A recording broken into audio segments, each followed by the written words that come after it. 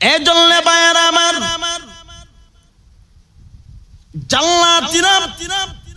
জান্নাতের ভিতরে যখন চলে যাবি, জান্নাতের ভিতরে চলে যাওয়ার পরে আল্লাহ রাব্বুল আলামিন জান্নাতি যারা হবে, আল্লাহ রাব্বুল আলামিন জান্নাতীদেরকে জান্নাতের ভিতরে এত আরাম আর আয়েশ আল্লাহ দিবেন।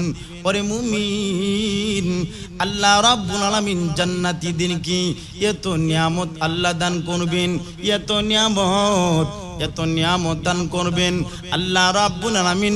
জান্নাতীরা যখন জান্নাতের ভিতরে চলে যাবে, আরামে এসে থাকবে, আল্লাহর অপরন্ত নিয়ামতগুলি তারা ভোগ করতে থাকবে।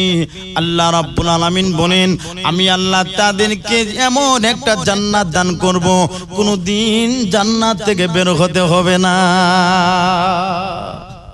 فأما من طغى وآثر الحياة الدنيا فإن الجحيم هي المأوى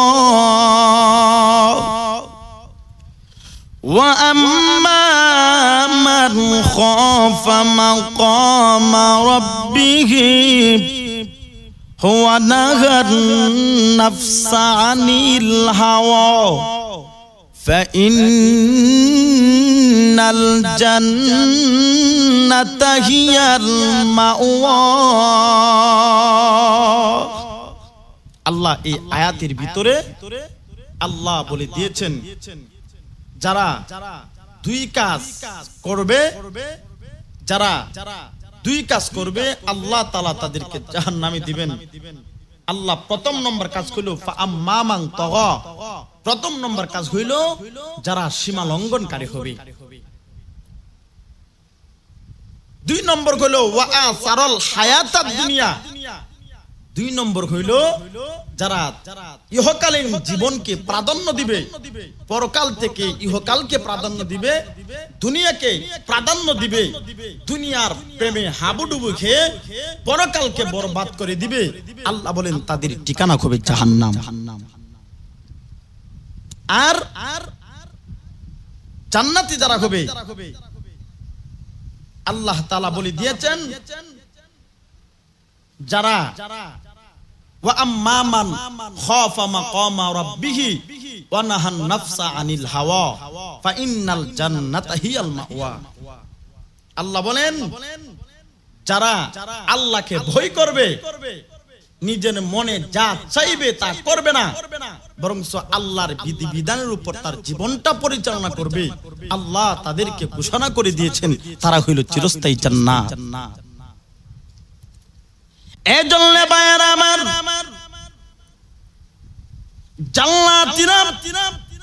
জান্নাতের ভিতরে যখন চলে যাবি, জান্নাতের ভিতরে চলে যাওয়ার পরে আল্লাহ রাব্বুল আলামিন জান্নাতি যারা হবে, আল্লাহ রাব্বুল আলামিন জান্নাতীদেরকে জান্নাতের ভিতরে এত আরাম আর আয়েশ আল্লাহ দিবেন।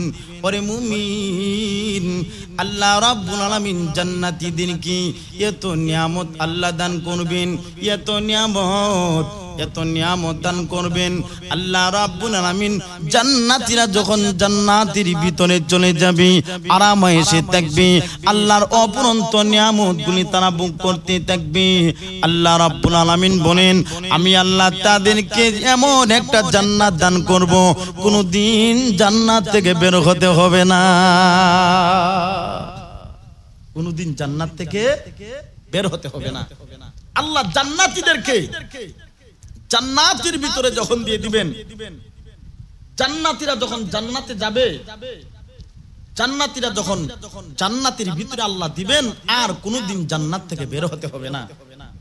আর যদি জাহান্নামের ভিতরে চলে যায়, সেখানেও যাদের ঈমান নাই, বেঈমান অবস্থা পৃথিবী থেকে বিদায় হবে, আল্লাহ তাদেরকেও চিরস্থায়ী জাহান্নাম দিবেন। আর যারা তাদের আমলের কারণে, তাদের আমলের দুর্বলতার কারণে, ঈমানের দুর্বলতার কারণে যারা জাহান্নামে যাবেন, আল্লাহর রাসূল বলেন তারা জাহান্নামের ভিতরে শাস্তি ভোগ করে তারপরে আল্লাহ তাআলা তাদেরকে এক পর্যায়ে আল্লাহ জান্নাত দিয়ে দিবেন। আর জান্নাতে যারা যাবে তারা হলো সফল। আল্লাহ তাআলা অন্য এক আয়াতে বলেন যে জান্নাতীরা আল্লাহ তাআলা মুমিনের জান মাল কিনে নিয়েছেন, বিনিময় হিসাবে আল্লাহ জান্নাত দিয়েছেন।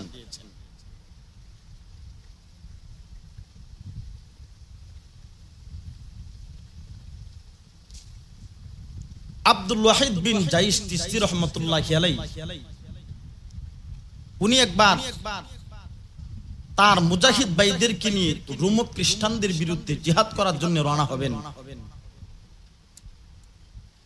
তার মুজাহিদ ভাইরা যখন একসাথে হাজির হইছে, একসাথে হাজির হওয়ার পরে তখন তিনি বললেন, আব্দুল ওয়াহিদ বিন জাইশ চিশতি রাহমাতুল্লাহি আলাইহি বলেন, ও মুজাহিদ ভাইরা, কে পারবা যে জান্নাতের একটা আয়াত এখানে ভিতরে তেলাওয়াত করতে? এমনি একটা যুবক দাঁড়ায়া জান্নাতের একটা আয়াত তেলাওয়াত করে দিলেন। ইন্নাল্লাহা আশতারা মিনাল মুমিনিনা আনফুসাহুম ওয়া আমওয়ালাহুম বিআন্না লাহুমুল জান্নাহ। আয়াতের অর্থ হলো নিশ্চয়ই আল্লাহ তাআলা মুমিনের জান মাল কিনে নিয়েছেন, বিনিময় হিসাবে আল্লাহ তাদেরকে জান্নাত দিয়েছেন। এই আয়াতটা যখন তেলাওয়াত করলেন, তেলাওয়াত করার পরে 15 বছরের একটা যুবক দাঁড়ায়া আব্দুল ওয়াহিদ বিন জাইশ চিশতি রাহমাতুল্লাহি আলাইহি বলতেছেন, হুজুর, এটা কি সত্যি আল্লাহ জানমালের বিনিময়ে জান্নাত দিবেন? তিনি বলেন, হ্যাঁ, আল্লাহর ওয়াদা কোনোদিন মিথ্যা হতে পারে না। ওয়াদাল্লাহি হাক্কা, আল্লাহর ওয়াদা কোনোদিন মিথ্যা হতে পারে না। আল্লাহ ওয়াদা করে দিয়েছেন জানমালের বিনিময়ে আল্লাহ তাআলা তাদেরকে জান্নাত দান করে দিবেন। তো ভাই এই আয়াতটা যখন আব্দুল ওয়াহিদ বিন জাইশ চিশতি রাহমাতুল্লাহি আলাইহি উনি যখন এই কথাটা বললেন, এমনি 15 বছর যুবক দাঁড়ায় বলেন, হুজুর, আমার জান মাল স্থাবর অস্থাবর যাবতীয় সম্পদ আমি আল্লাহর রাস্তায় দান করে দিলাম। এমনি করে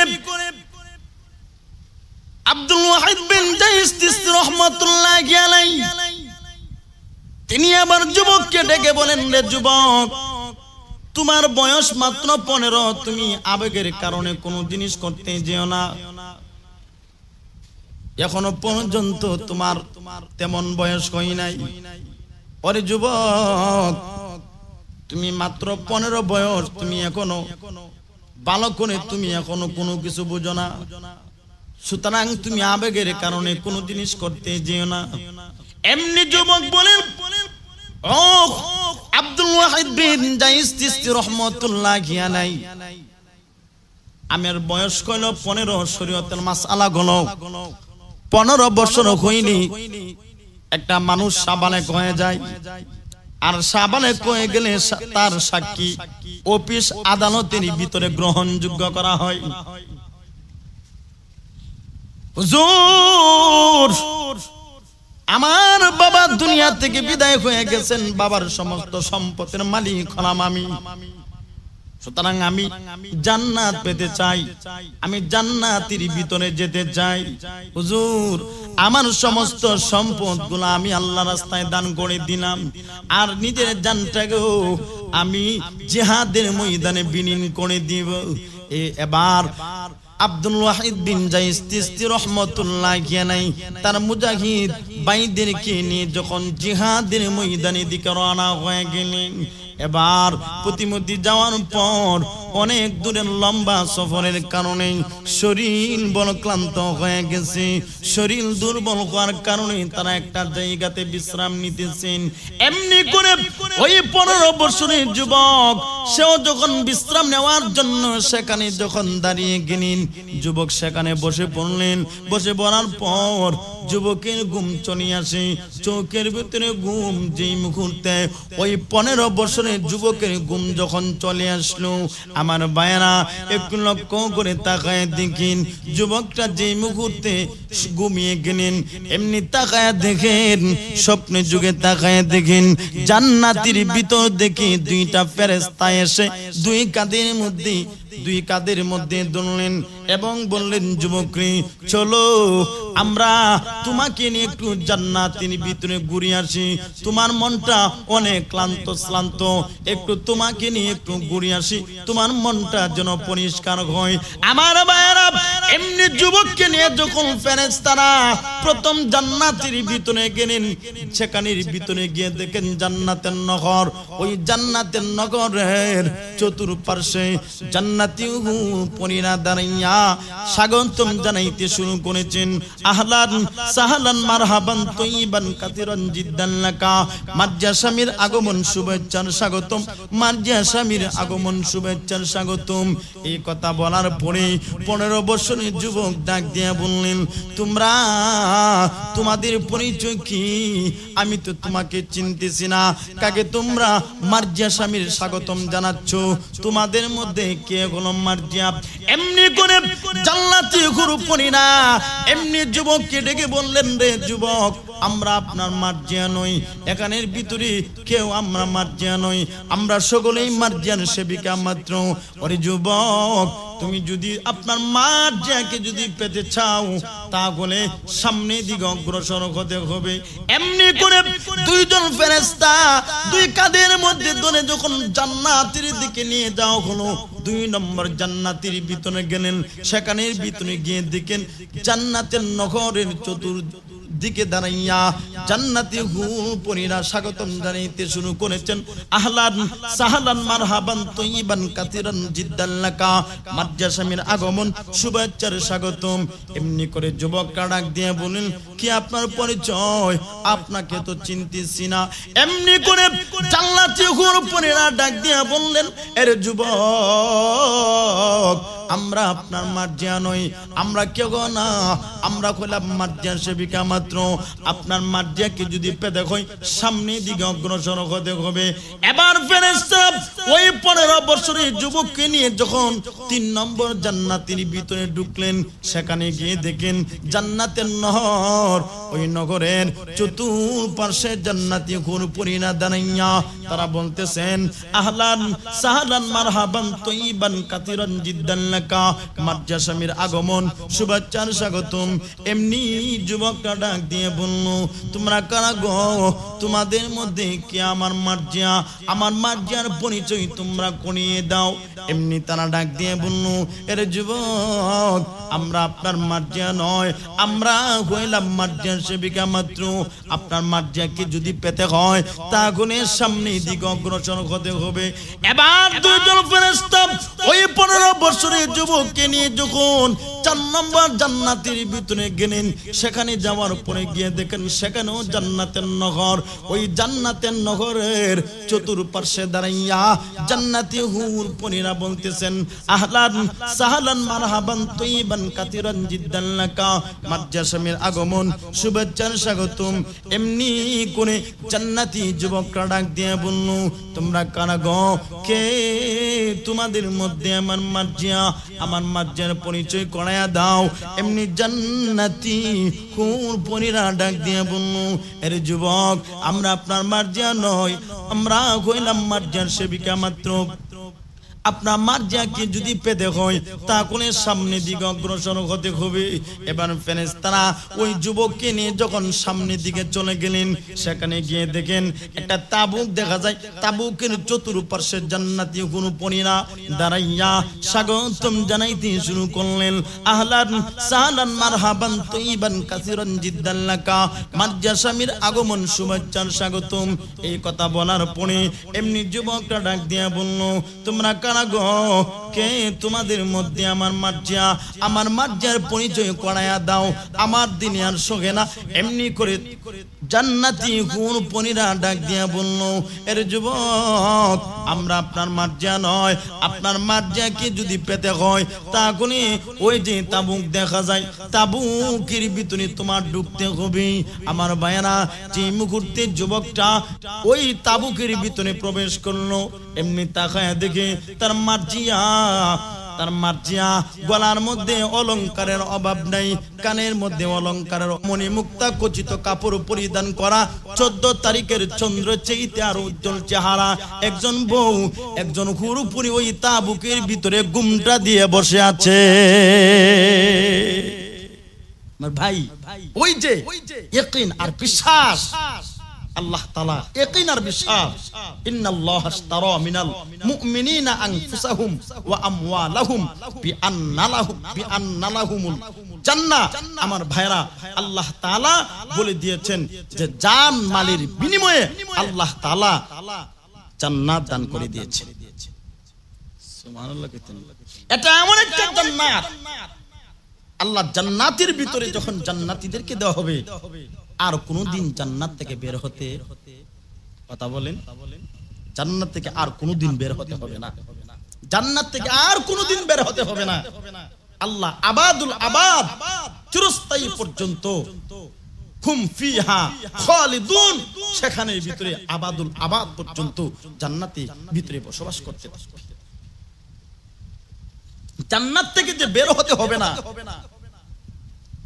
জান্নাতে ঢুকলে আর বের হতে হবে না, এই ব্যাপারে হাদিস শরীফের মধ্যে আল্লাহ রাসূল সাল্লাল্লাহু আলাইহি ওয়াসাল্লাম বলেন, একটা মানুষ তার ঈমান দুর্বল, আমল দুর্বল, সে জান্নাতের ভিতরে যেতে পারে না।